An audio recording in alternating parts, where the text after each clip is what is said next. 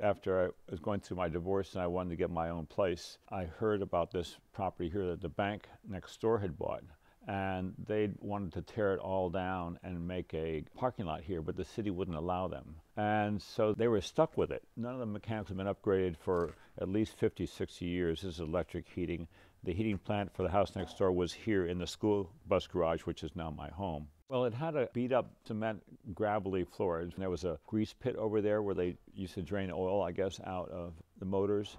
And there's 2 holes in the ceiling here that go around the beam, and there was a chain around there where they had to come along to take engines out of cars. But the inside walls looked all like cinder block, and there was a chimney here where they had like hot belly stove for heater. And then there was a room over there where the kitchen is. We just had this makeshift thing where they had the furnace for the house next door and 2 275-gallon tanks there. But that's what it looked like. It was pretty rough. There were windows there, but it just took them all the way down to the floor to make these doors going out into the garden there. Very few people have vision, and I didn't realize that until about 10 years ago. And I just can picture how things would look.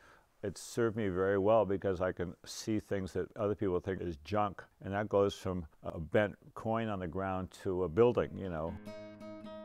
Part of it started in Mexico. I was growing up because in Mexico, there was no waste. You saw people picking up paper and tin and stuff because they could get money for it. And there was such poverty that people found a use for everything that you found. There was no throwing out of clothing, or if there was, they would make things out of old clothing like rugs and God knows what. But it was just a process of appreciation of what was there as opposed to just throwing it out. Estoy enamorado, pero me aguantaré. Yo no me caso, compadre querido, porque la vida es puro vacilón. I'm buying these junk houses that they've been repossessed by banks, and I go in there and fix all the heating, electric, plumbing, and make sure roof doesn't leak, and then I sell them. And then there's a church over here that I bought. I bought the oldest church in West Virginia. It was empty 20 years.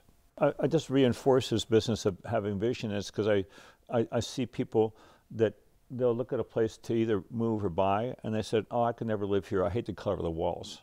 They don't even think that you can paint the walls, much less move walls around or something.